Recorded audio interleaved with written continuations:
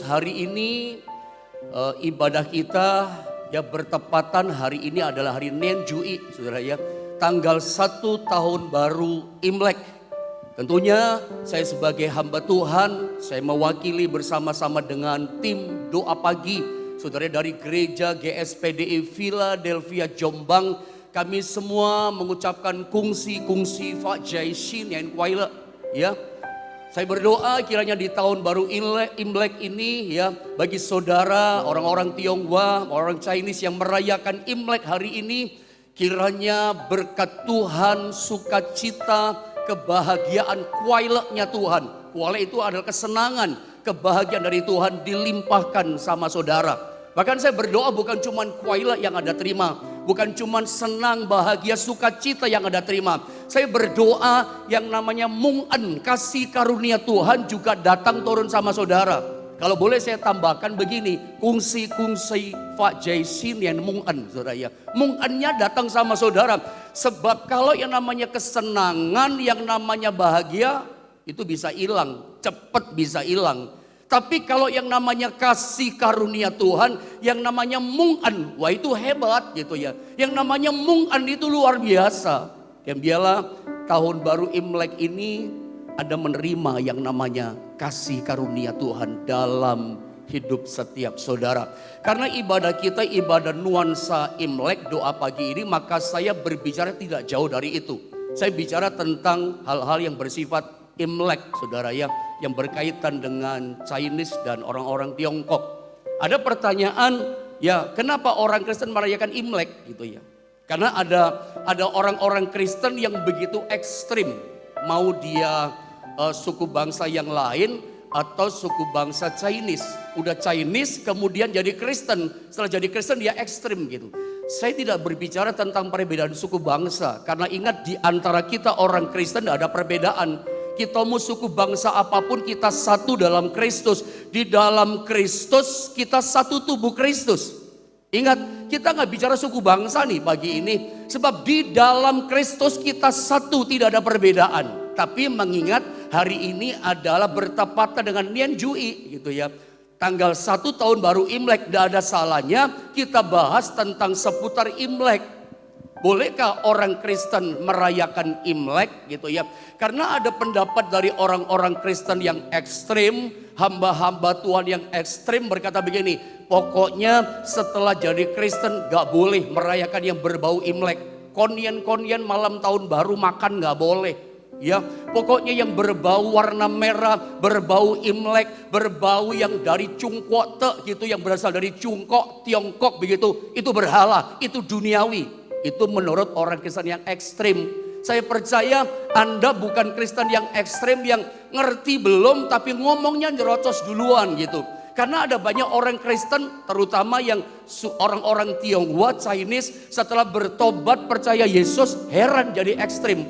Begitu Nian Jui tanggal 1 tahun baru Imlek, orang datang sama dia berkata, kungsi Fa Jai kongsi kok. Dia berkata apa? Haya, ya. Dia berkata, ngai tidak kongsi ya. Dia berkata apa? Ngai tidak Imlek kah? Dia bilang. Dia berkata apa? Dia ekstrem berkata Imlek itu duniawi. Karena dapat pengajaran seperti itu barangkali. Karena ada orang Kristen yang ekstrem, maaf kata hamba Tuhan yang ekstrem. Pokoknya yang berbau Imlek, berbau Cungkok Te, berkata apa? Berhala, setan itu duniawi. Tunggu dulu saudara ya, tunggu dulu. Kita mesti ngerti dulu termasuk yang namanya Imlek yang berasal dari Tiongkok itu. Sebab orang Chinese, orang Tionghoa itu nggak bisa lepas dari Imlek. Saya nggak berputar tentang budaya Imlek. Yang jelas begini, Imlek itu bukan agama ya. Itu satu budaya merayakan tahun baru. Kita nggak bicara agama di sini. Kita bicara merayakan tahun baru musim semi yang namanya Imlek. Kenapa sih orang sudah jadi Kristen masih boleh merayakan Imlek? Mungkin saya terangkan saja dari dulu. Saya ingin tunjukkan sama saudara ya, tentang asal usulnya orang Tiongkok.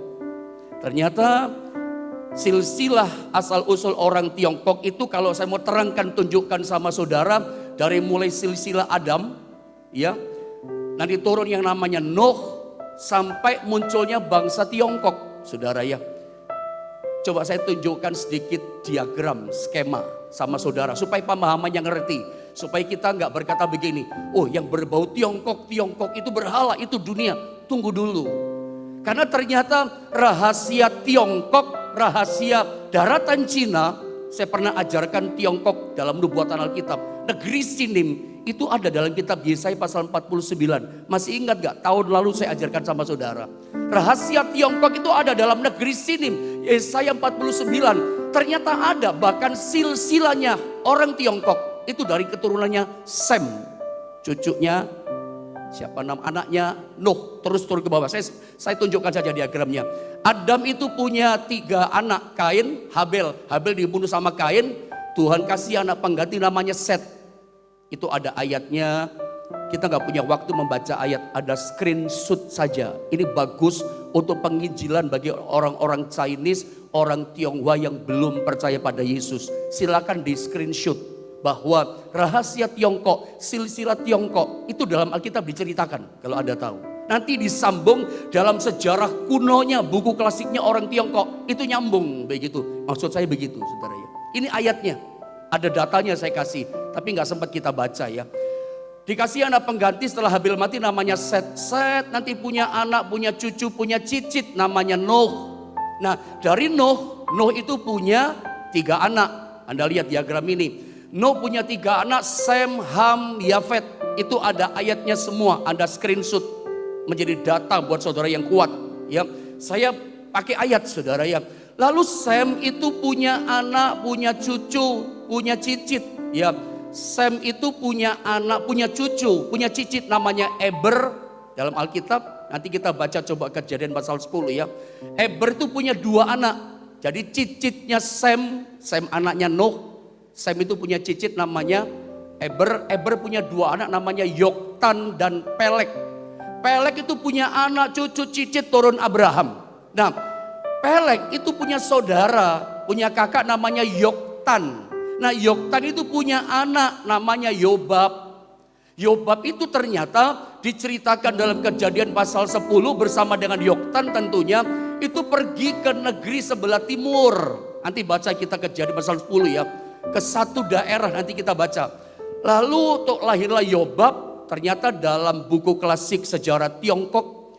Yobab ini disebut nenek moyangnya dinasti Xia, Shang, dan Zhou, saudara ya. Seperti itu. Coba saya tunjukkan ayatnya biar saudara mantap, saudara. Ada banyak ayat, tapi ini salah satu ayat yang saya munculkan sama saudara. Supaya tidak bertele-tele. Saya baca ya. Arpaksad memperanakkan Sela dan Sela memperanakkan Eber. Eber tadi cucunya Sem, ya. Mari kita lihat. Bagi Eber lahir 2 anak laki-laki. Nama yang seorang ialah Peleh. Nanti muncul Abraham cicitnya. Sebab dalam zamannya bumi terbagi. Bumi terbagi itu terpecah pada Menara Babel. Kenapa mendirikan Menara Babel? Saya cerita dulu.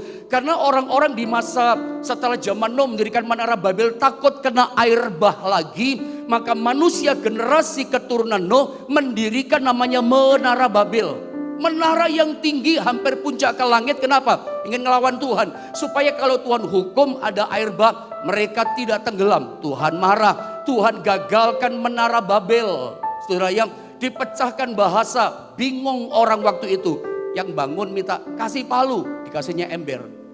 Minta semen. Dikasihnya palu gitu. Ribut kan. Karena ternyata dipecahkan bahasa. Setelah peristiwa Menara Babel. Itu mereka berserak-serak, Tuhan serakkan mereka migrasi.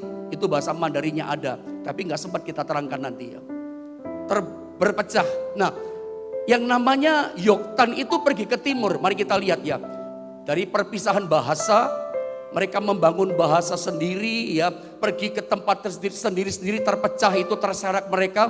Yoktan kemana kita lihat. Yoktan memperanakkan Almadot. Banyak anaknya Yoktan, Seleb, Hasar, Mawet, dan Serah, Hadoram. Ini anaknya semua. Uzal dan Dikla, Obal, Abimail, dan Sheba. Terus 29 masih ada ayatnya harusnya. Ofir, Hawilah, dan Yobab. Nah ini anaknya saudara ya. Ada Yobab. Kalau saya boleh data tetap saya dikasih yang ayat saya ya. Ada warna merah ya. Ayat 29 saudara ya. Lalu Yobab, kata-kata Yobab itulah semuanya keturunan Yoktan. Yobab ini anak Yoktan. Apalagi di ayat yang ke-30, perhatikan di sini. Daerah kediaman mereka, perhatikan kediamannya Yoktan sama Yobab tadi, terbentang dari Mesah. Mereka pergi ke Mesah, ke arah Sefar. Perhatikan, yaitu ke pegunungan di sebelah timur. Ayat ini saja, ayat 30 ini kalau digali, ya diperdalam, ya dibuka rahasia di firman.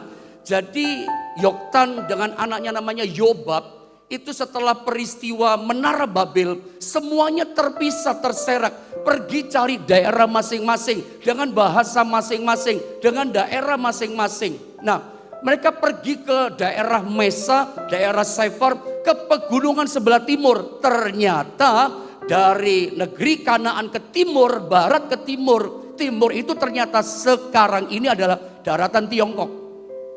Nanti saya tunjukkan datanya, tersimpan itu data di Tiongkok. Namanya Yobab, saudara ya, anaknya Yoktan. Saya baca ya, itulah keturunan Sem, Yoktan dan Yobab. Menurut kaum mereka, menurut bahasa mereka, menurut tanah mereka, menurut bangsa mereka.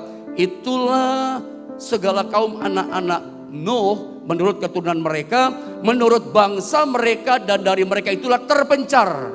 Saya baca ya, dan dari mereka, dari keturunan Sem tadi, setelah peristiwa air bah, bangun menara, Tuhan hancurkan, Tuhan pisahkan bahasa mereka, pergi cari tempat sendiri-sendiri. Yobab dan Yoktan ke timur, daratan Tiongkok. Berpencar bangsa-bangsa di bumi setelah air bah itu. Setelah peristiwa air bah, ada Menara Babel. Nah, saya tunjukkan data yang ada. Saya searching di Google browsing bahwa Yoktan itu punya anak namanya Yobab.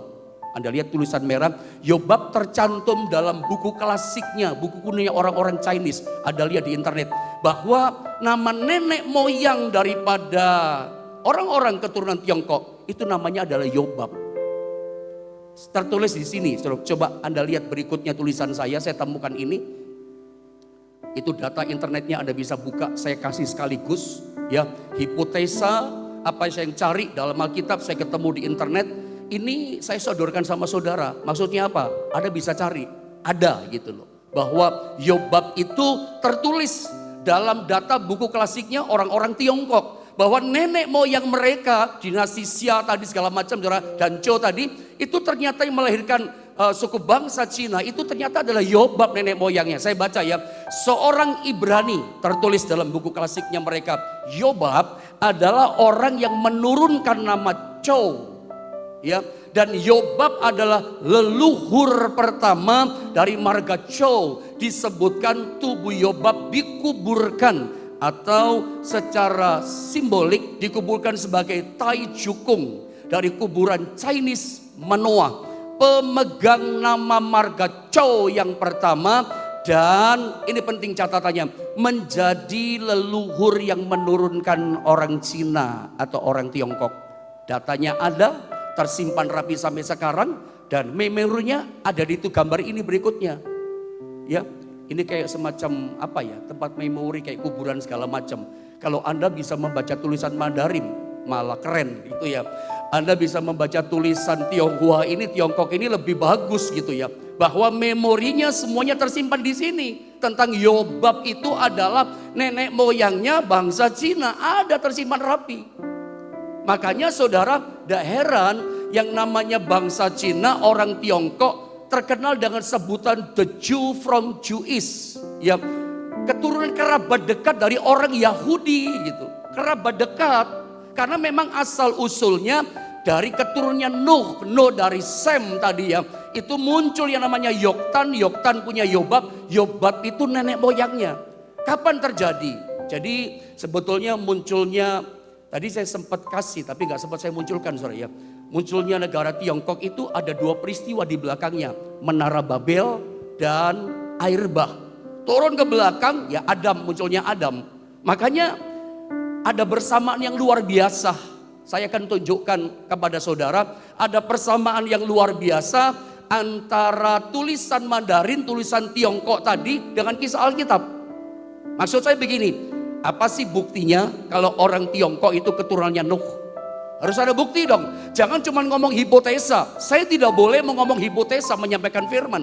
Ada bukti bahwa bangsa Tiongkok, orang-orang Chinese di daratan sana, itu adalah keturunannya Nuh, keturunannya Sem, keturunannya Yoktan, keturunannya Yobab, orang Yahudi tadi, asli Yahudi. Itu mesti ada buktinya dong.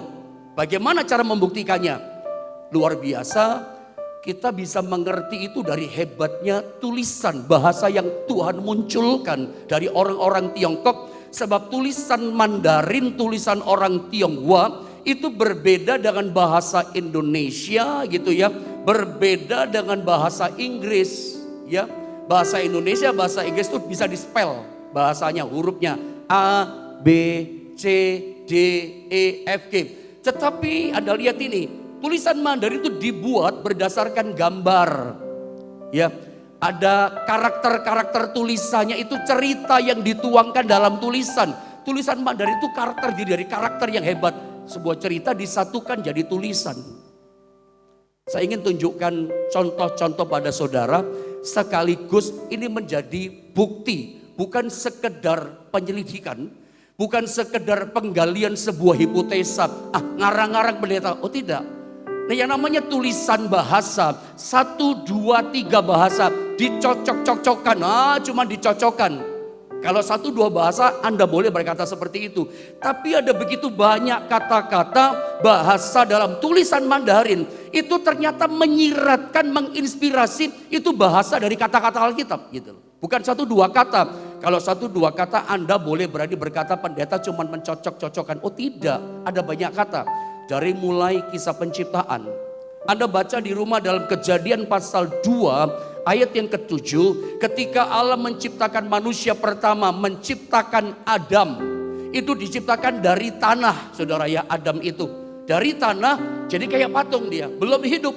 Baru dikasih nafas kehidupan oleh Allah, baru dia bergerak. Baru jadi manusia, manusia yang hidup, makhluk yang hidup. Setelah tanah itu dikasih kehidupan, nafas hidupnya, Zoe oleh Allah. Kejadian 2 ayat 7. Adam diciptakan itu dari kata, makanya dalam bahasa Mandarin kata menciptakan itu disalin dengan kata Cao. Ya, Cao itu ternyata terdiri dari huruf-huruf karakter seperti ini. Yang di atasnya itu ada kata Du. Du itu tanah, saudara ya. Aneh memang saudara ya. Ini kata menciptakan. Huruf pertama itu adalah tanah. Lalu ada huruf yang kedua kayak kotak itu kayak mulut, itu adalah guo. Guo itu mulut. Mulut itu orang Tionghoa, mulut itu penting. Kalau bicara guo itu mulut, itu bicara orang, ren gitu ya. Makanya kalau Anda makan di rumah makan, kalau orang Tionghoa yang makan ditanya cikoren gitu ya. Sebetulnya artinya berapa mulutmu? Berapa mulut yang makan berapa mulut? Itu ren, orang gitu ya. Huo itu orang sebetulnya. Pertama dikatakan kata mencipta terdiri dari kata du. Lalu kedua adalah gua, mulut. Lalu ada tanda menunjukkan kehidupan. Kayak tanda petik itu tanda kehidupan. Ya. Lalu yang keempat itu ada tanda ini. Menunjukkan kegerakan, menunjukkan kehidupan. Anda lihat. Kata menciptakan dalam bahasa Mandarin itu ada kata tanah, ada kata mulut, kata orang, lalu ada kata tanda menunjukkan kehidupan. Allah kasih nafas kehidupan. Ada tanda apa lagi? Tanda kegerakan. Jadi makhluk yang bergerak, makhluk yang hidup, namanya Adam. Coba Anda bayangkan, kata menciptakan saja, nenek moyangnya mereka orang Tiongkok, itu ada kata-kata ini, ada sebuah cerita. Yang barangkali kalau Anda tanya pada orang-orang yang ngerti tulisan ini, orang-orang Tionghoa ngerti ini, barangkali nggak ngerti. Apa maksudnya kata mencipta kok ada kata du, ada kata guo, ada kata tanda menunjukkan kehidupan dan tanda menunjukkan kegerakan. Jadi makhluk yang hidup. Mereka pun bingung, nggak ngerti ya. Tapi kita ngerti dari Alkitab bahwa ini menunjukkan, ini loh bukti saudara ya, bahwa orang Tiongkok dulunya ribuan 4.000 tahun yang lalu mereka itu memang keturunannya daripada Nuh, dari Sem, dari Set dan Sem, Yoktan dan Yobab. Makanya ngerti tentang penciptaan. Sampai dan kita tahu ketika Allah menciptakan manusia, saya teruskan. Lalu Allah menaruh mereka di satu taman namanya Taman Eden. Lahan yang subur namanya Eden. Makanya kata taman atau kata lahan, orang Tionghoa menyebutnya dengan kata Dien. Dien itu seperti tempat ini terbagi 4 tempat yang dialiri oleh 4 sungai. Dien itu artinya taman. Taman yang subur, lahan yang subur. Kenapa subur? Sebab dialiri oleh 4 sungai. Dan kalau kita lihat dalam kitab Kejadian, seperti itu kenyataannya. Ada 4 sungai ya, kalau ada baca dalam Kejadian pasal yang kedua di ayat 11. Dan turun ke bawah, sungai Tigris, Gihon, Pison, yang keempat apa itu ya? Efrat. Bayangkan, kata lahan saja, kata taman itu ada 4 tempat yang sangat subur dialiri oleh 4 sungai yang bercabang itu. Saya tunjukkan lagi. Di Taman Eden yang subur, yang bahagia itu, Tuhan melarang sama Adam sama Hawa. Jangan makan buah pengetahuan yang baik dan jahat. Sebab waktu kamu makan, kamu mati. Ada kata dilarang, ada kata melarang, jangan. Tuhan yang ngomong, jangan makan. Makanya orang Tionghoa punya bahasa tulisan Mandarin, melarang atau dilarang itu disalin dengan kata jin. Jin itu dari kata lin. Lin itu ada 2 tulisan situ ya. Tulisan yang pertama itu mu sama mu. Mu itu apa sih? Pohon. Pohon-pohon jadi lin. Mu sama mu jadi lin. Pohon. Jadi hutan, pohon yang banyak. Nah, ternyata saudara ya, di depan pohon, saudara di depan pohon itu adalah sub karakter dari sen, itulah Tuhan. Tuhan di depan pohon ngomong sama Hawa, jangan makan lin itu, pohon itu. Waktu kamu makan kamu mati. Coba ada pikirlah, renungkan. Dari kata bahasa Mandarin melarang itu ada huruf karakter cerita ini. Bisa nyampe nggak pikiran saudara ya? Bayangin kata melarang orang Mandarin, orang Tionghoa itu ada kata pohon-pohon, mu, ya pohon-pohon. Di depan pohon itu ada sencebang gitu ya. Ada sub karakter daripada Tuhan, sencebang namanya. Itu Tuhan ngomong, jangan makan pohon-pohon ini. Pohon kehidupan. Waktu kamu, pohon pengetahuan baik dan jahat. Waktu kamu memakannya, kamu mati binasa. Nggak boleh, dilarang. Ini bukan sekedar mencocok-cocokkan saudara ya. Dari 3 kalimat ini kita tahu ada cerita dalam kitab Kejadian. Ini penginjilan yang bagus buat orang-orang Chinese yang belum percaya pada Tuhan. Saya lanjutkan lagi. Ya, kisah ular. Ya, kemudian dia menggoda kan. Karena Tuhan mau manusia pertama dikasih taman supaya mereka bahagia. Senang hidupnya, beruntung hidupnya, rezeki banyak. Maunya Tuhan begitu. Di tahun baru Imlek ini juga. Tapi setan si penggoda, iblis mau gue itu. Dia gak suka kita bahagia. Selalu kerjaan setan merusak, menghancurkan kebahagiaan kita. Allah memberikan kehidupan, membangkitkan setiap kita. Ya, bulu yang terkulai tidak dipatahkannya. Ya, sumbu yang pudar nyalanya gak dimatikan tapi dihidupkan. Tuhan kita bukan Tuhan kehancuran. Tuhan kita Tuhan kehidupan dan kebangkitan buat kita. Tapi setan itu kerjaannya menghancurkan kebahagiaan kita. Gak seneng anak Tuhan bahagia. Gak seneng manusia pertama Adam dan Hawa senang bahagia di Taman Eden. Dirusak, dihancurkan. Dengan cara bagaimana? Menggoda. Datang kepada Hawa dalam Kejadian, catat ya, pasal 3 ayat 1 sampai 5. Strong screenshot ini penting untuk bahan penginjilan saudara. Dengan tulisan Mandarin iblis yang menggoda. Iblis itu ditulis dengan kata mo. Ya, makanya kadang-kadang kalau ada punya papa atau engkong orang dari daratan Tiongkok sana, kalau marah, mau gue kamu ya, mau gue ini. Kamu setan katanya saudara ya. Mo, iblis. Dan anehnya, kalau dipikir-pikir aneh ya. Dari mana mereka yang menyambung cerita kata iblis terdiri dari huruf-huruf karakter yang digabung dalam cerita. Kata iblis itu ada huruf guang. Guang itu tutup artinya sembunyi-sembunyi. Jadi iblis itu dari kata tutup atau guang sembunyi. Lalu ada kata lin. Lin itu mu sama mu pohon. Iblis menutup diri sembunyi di balik pohon. Lalu ada kata di balik pohon ada namanya gue. Gue itu setan, mau gue, iblis atau setan. Di balik pohon, untuk apa di balik pohon? Menipu yang namanya Hawa supaya tertipu. Itu kerjaan iblis. Coba Anda bayangkan saudara ya. Ini bukan sekedar dicocok-cocokkan. Kalau 1-2 kata boleh Anda berkata mencocokkan. Masa iya dalam bahasa kata iblis, kata mo, itu tersimpan kata sembunyi, kuang. Tersembunyi kata pohon-pohon. Iblis kok ada kata pohon-pohon. ada isinya dalam cerita itu. Dari mana orang Tiongkok tulisan Mandarin itu kok bisa tahu ini? Orang zaman sekarang nggak ngerti kalau dia bukan Kristen. Tapi kita anak Tuhan tahu, ngerti ini. Saya ngerti ini dari firman Allah. Anda tahu dari Alkitab bahwa ternyata iblis itu sembunyi di balik pohon untuk apa? Menggoda Hawa. Mau gue atau setan tadi. Anda lihat ya, bukan dicocokkan. Dari mana mereka ngerti? Nenek moyang mereka Yoktan atau Yobab itu keturunannya Nuh, keturunannya Sem.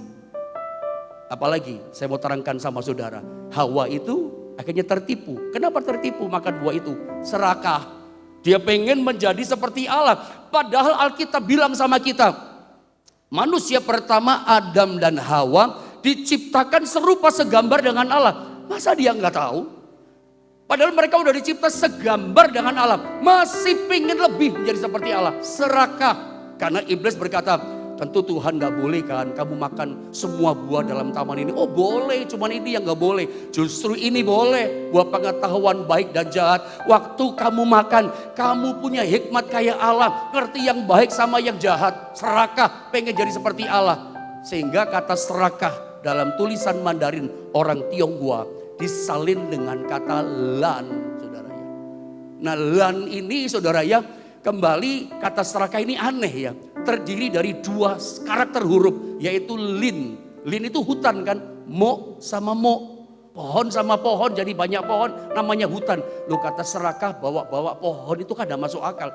Ya kalau orang Tiongkok sekarang ditanya pun bingung kalau dia gak ngerti Alkitab. Apa maksudnya ya kata serakah bawa-bawa huruf lin, mo sama mo. Ya, lalu di bawahnya ada kata niren, wanita, perempuan. Kata serakah kok bawa-bawa wanita, niren, ni orang perempuan, wanita. Kok bawa-bawa perempuan? Ada pohon, ada wanita. Tapi bacanya adalah lan, serakah. Terdiri dari karakter huruf hutan-hutan, pohon, dan perempuan. Bukankah ini menceritakan keserakahan Hawa yang tergoda? Iblis yang menggoda dia di balik pohon tadi, mau gue tadi saudara. Coba Anda bayangkan, apa Anda masih berani berkata, dicocokkan pendeta? Tunggu dulu. Karena memang orang Tiongkok terbukti dalam sejarah silsilahnya, mereka kerabat dekatnya orang Yahudi. Dari keturunannya Yoktan dari Sem tadi. Jadi saya berharap Anda yang orang Tionghoa, Anda mengerti ini. Ini bahan penginjilan buat saudara. Kalau kemudian sekarang penyembahan berbeda, itu kita bicara nanti. Kita bicara yang dulu awalnya. Saudara, coba saya terangkan lebih dalam. Saat Adam dan Hawa menyadari karena serakah makan buah itu, termasuk dikasih sama Adam, telanjang mereka karena memakan buah terlarang, buah pengetahuan baik dan jahat. Itu ada ayatnya, Kejadian pasal 3 ayat 7 dengan tulisan Mandarin, telanjang. Lebih aneh lagi, saya kagum dengan tulisan Mandarin. Sebab kata telanjang disalin dengan kata luo. Telanjang dari kata ifu. Ya. Ifu itu pakaian, ifu pakaian. Maafkan kalau dikoreksi kalau pembacaan saya salah ya. Ifu itu tulisan bacanya adalah ifu. Ifu itu pakaian, baju.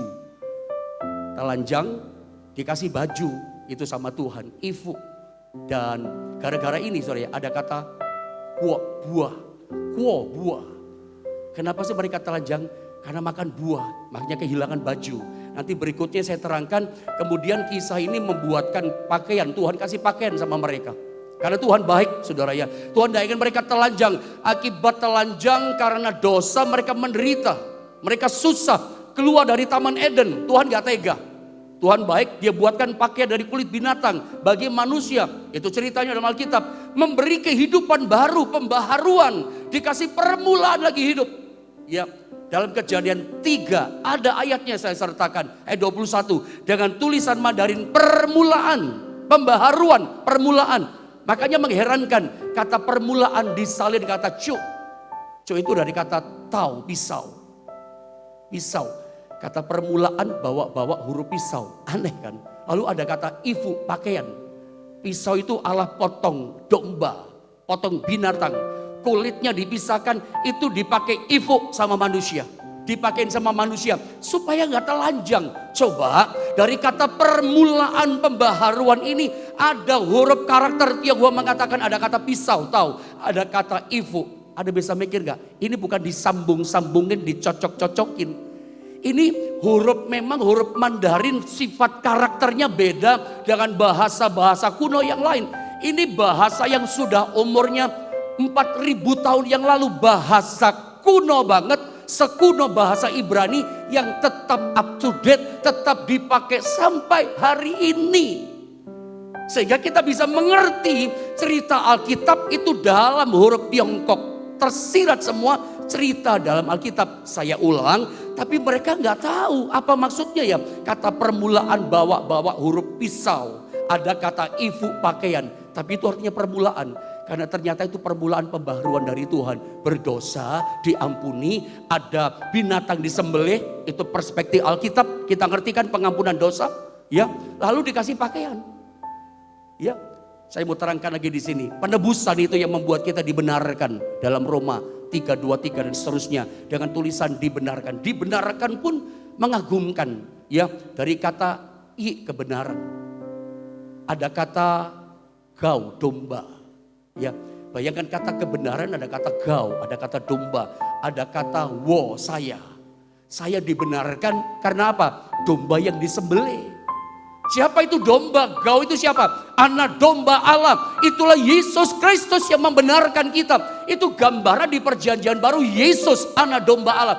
Coba Anda bayangkan, gak terpikirkan juga oleh saya bahwa kata kebenaran dalam bahasa Mandarin itu ada kata domba gau, ada kata saya, domba yang disembelih, anak domba Allah.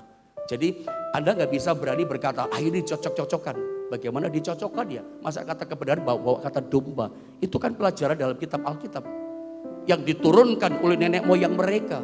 Walaupun sekarang mereka tidak ngerti kenapa seperti itu. Tapi setelah jadi Kristen mereka pasti tahu. Itu sejarah Alkitab. Nah, saya teruskan sedikit lagi supaya melandas. Setelah Yesus mati, anak domba Allah buat kita. Sekarang saya ngomong perjanjian baru. Dalam Matius 11 ayat 28. Yesus berkata begini pada kita.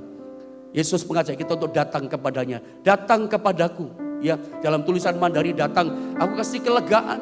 Aku kasih sukacita. Ya, supaya kamu gak susah, gak stres, beban berat. Setelah dia mati buat kita berkata, datang kepadaku. Nah, kata datang dari kata lai. Lai ini Sintia. Ayo lai datang kepadaku, ini Imlek. Suruh kita datang sama Tuhan di tahun baru Imlek ini. Nah, kata lai, kata datang orang Tionghoa, lai. Itu ada beberapa huruf karakter. Yang pertama hurufnya adalah ren, iren, ya, orang, ya. Lalu ada kata mu lagi, pohon. Tapi ada 3 pohon ya. Pohon yang paling tengah kayak salib, itu Yesus sendiri. Kayu salib sebetulnya itu. Ada kata mu pohon, tapi ada pohon yang paling besar. Itu bicara kayu salib yang besar. Anda coba lihat tulisan itu, aneh gak ya? Ada pohon-pohon, tapi ada pohon yang kayak salib paling besar. Itu salib. Di antara pohon-pohon itu ada pohon kayu salib. Itu bicara Yesus datang kepadaku, kepada salib. Untuk apa? Datang kepada salib, kepada anak domba. Terima kelegaan, terima sukacita, terima anugerah, terima kesembuhan, terima rejeki, terima keberuntungan. Sebab itu di Sinja ini Tuhan berkata, lai, datang di Sinja ini. Untuk apa? Terima kelegaan, terima kelepasan, terima pengampunan dosa. Ini luar biasa. Anda bayangkan dari kata lai saja, kata yang pendek, datang, itu ada kata ren, orang. Ada kata mu, pohon, bahkan 3 pohon ini. Pohon yang paling besar itu Yesus, kayu salib. Salib lagi bentuknya. Terbayangkan gak saudara? Bahwa semuanya menyiratkan bahasa Alkitab. Kata lai saja. Nah, kalau kita mungkin beberapa bagian akhir karena waktu. Sebab itu di tahun baru Imlek ini, kalau Anda dan saya, kita semua mau hidup mendengar firman Tuhan. Kita akan mengalami namanya keberuntungan. Seperti di Taman Eden kehidupan kita bahagia, sukacita, tidak kekurangan. Kita mengalami namanya keberuntungan, kelimpahan. Sebab itu dalam tulisan Mandarin kata keberuntungan itu dipakai kata fu. Dan kata fu ini memang mengagumkan juga saudara ya. Kata fu itu dari yang pertama, huruf yang pertama itu yang di depan sendiri itu adalah sencebang itu namanya saudara ya. Itu sub karakter daripada daripada Tuhan di depannya. Nah di depan Tuhan itu ada kata ini, satu, ren gitu misalnya saudara ya. Lalu ada kata kuok mulut. Iren itu maksudnya setiap orang, kemakmuran, keberuntungan, itu seperti Tuhan ngomong begini, Tuhan di depan kita. Jadi setiap orang yang Gua ini kan bicara apa ya? Orang kan saudara. Iren. Lalu apa kata? Dien, taman atau lahan yang subur tadi. Taman Eden. Jadi maksudnya begini. Kemakmuran saja. Fu yang suka di acara-acara manten. Huruf fu ini kan suka muncul kan. Ulang tahun kata fu ini muncul. Sebab orang Chinese bahkan semua kita mau yang namanya kemakmuran. Kita mau yang namanya keberuntungan. Siapa yang hidup di dunia gak mau beruntung. Saya pun berdoa buat saudara merayakan Imlek, tahun baru Imlek hari ini. Di tahun baru Imlek ini, fu-nya Tuhan, keberuntungan Tuhan turun sama saudara. Bagaimana caranya kita mengalami keberuntungan? Bagaikan manusia pertama, Adam dan Hawa, hidup di Taman Eden. Jadi luar biasa loh, luar biasa. Keberuntungan saudara ya atau kemakmuran itu digambarkan orang yang tinggal di Taman Eden. Iren yang tinggal mengalami Eden. Tapi ada Tuhan di depannya. Jadi sederhana, mau mengalami keberuntungan di Taman Eden. Tidak ada cara lain, mesti datang sama Tuhan. Mesti Tuhan dalam hidup kita. Mau beruntung, Cynthia ini datang sama Tuhan. Anda mengalami Anda mengalami keberuntungan. Ini kalau saya teruskan saudara ya, banyak banget. Ya banyak banget. Sampai yang terakhir saja. Saya sempat gak kasih gambar, baru sempat saya kasih. Kisah Nuh dalam Kejadian 6. Ya, itu kan ada 8 orang selamat kan di kapal. Anehnya huruf Mandarin kapal itu adalah Juan. Saudara, Juan itu kapal besar Juan. Kapal, jadi kalau orang Chinese bahasa Mandarin ngomong kapal besar, kapal itu Juan. Dan anehnya kata kapal itu terdiri dari susunan huruf-huruf peristiwa karakter begini. Pertama kata cow, perahu. Ada kata pak, 8. Aneh ya. Kapal besar, kapal ada kata perahu, ada kata cow. Di bawahnya ada kata pak, 8. Perahu kok bawa angka 8 ya. Ada gua mulut, ada orang, ren. Ya, gua itu bicara orang. Bayangkan kata kapal yang besar saja itu di dalamnya menceritakan ada 8 orang dalam kapal itu. Anda tahu maksudnya kan? Anda tanya sama orang Tionghoa, apa maksudnya kata kapal? Kok ada kata perahu, ada kata 8, lalu ada kata mulut. Tentu ada bingung. Ingat mulut bicara ren ya, bicara orang. Orang pasti bingung, tapi kita ngerti kapal besar atau 8 mulut, 8 orang itu maksudnya ada keluarganya Nabi Nuh di kapal besar itu. Ada Nuh, siapa lagi? Istrinya, 3 anaknya, 3 mantunya, hitung 8 orang. Lihat huruf Mandarin Juan kapal besar, itu ada 8 orang di dalamnya. Dari mana mereka bisa mengkaitkan peristiwa kapal besar 8 orang?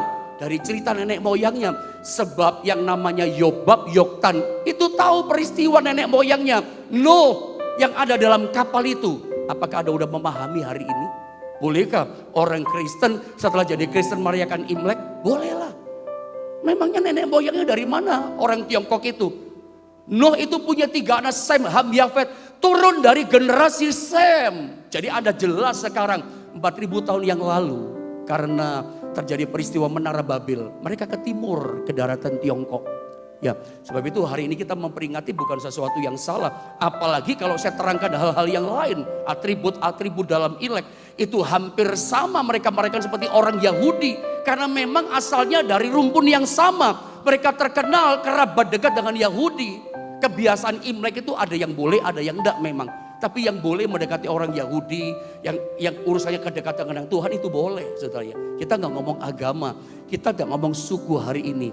Kita berbicara begini, bila semua yang ada pada kita persembahkan bagi Tuhan. Tapi paling tidak lewat perayaan Imlek Anda bisa jadi berkat buat orang.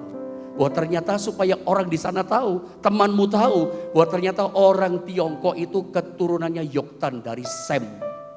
Ya, mereka pun tidak heran. Kalau Anda tanya sama saya sekarang ini, gereja Tuhan terbesar di dunia sekarang di mana? Apakah Anda masih berani berkata Korea? Cina sekarang, Tiongkok sekarang. Itu gereja Tuhan terbesar di Tiongkok. Siapa sangka di luar nalar. Hari ini Tuhan bekerja luar biasa di Tiongkok. Karena mereka pun umat pilihan Tuhan. Mari kita sama-sama menyembah Tuhan.